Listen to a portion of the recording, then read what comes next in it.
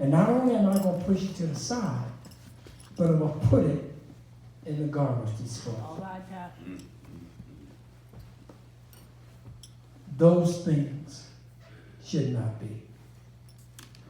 Because these are the things that he says are needed for your spiritual growth. If you're trying to grow spiritually, you got to eat this. So my question to you as I get ready to leave you, what are you feeding your mind? What are you feeding your heart? What are you feeding your soul? And I would challenge you to look at that question and say, you know, that's one reason why I just, at one point in time, and I can't tell you the day nor the hour, but at one point in time, I made a decision that I'm not going to McDonald's, Come on, Pastor. Burger King, Wendy's, because I've come to the understanding that their food is not good for me. Amen. Now, I ain't saying nothing about you. Because the evidence says when I eat this food, it does something to my system that's screaming, you shouldn't have ate that.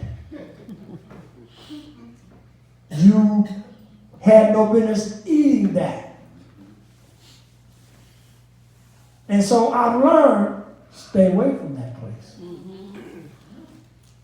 But instead, go and get you some of those same things. Go and get you some of those beans. She went out the other day and come back with some beans. How many beans did it have in it? 17 different beans. 17 different beans, Star. She made me eat it. And big beans and little tiny. Had 17 different kinds of beans. And I mean, we ate like dogs. We ate like dogs, right? I mean, in a big bowl, 17 different kinds of beans. And then she had some nice hot cornbread to go. I mean, it was just a shame the way we ate it.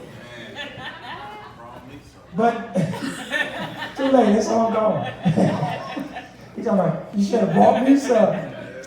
But what I'm trying to get across to you is that there is unhealthy and there is healthy in the physical and in the spiritual. And so my challenge to you as I leave, by asking this question, who must I follow if I'm to become a mature Christian? The answer is found in verse 21. Turn over to verse 21 and look at what he says in that verse. 2:21. For even hereunto were you called, because Christ also suffered for us, leaving us an example that ye should follow his steps. There's your example. That's the one you ought to be following.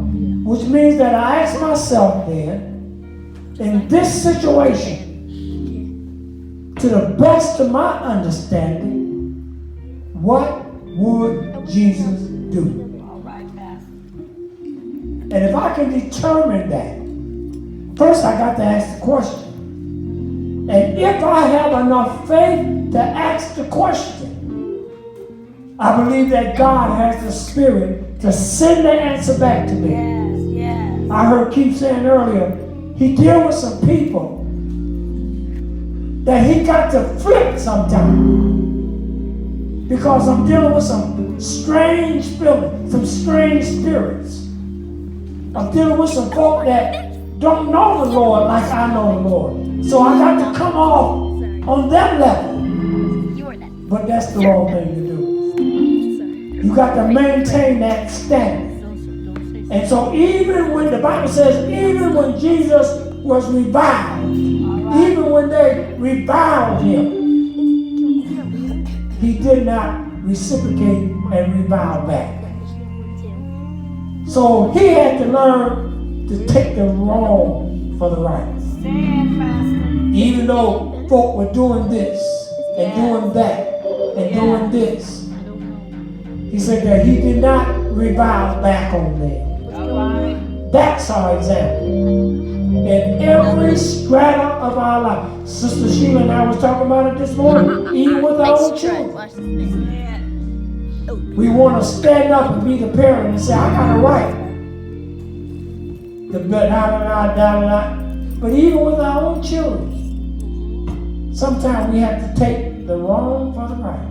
Yes. And say, you know what? I'm going to be the bigger person here.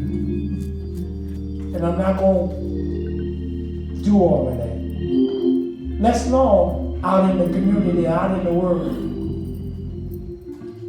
Those are our examples. Christ is our example. So you should mark verse 1, verse 2, and verse 21. I say God bless you, and I hope that you have been blessed.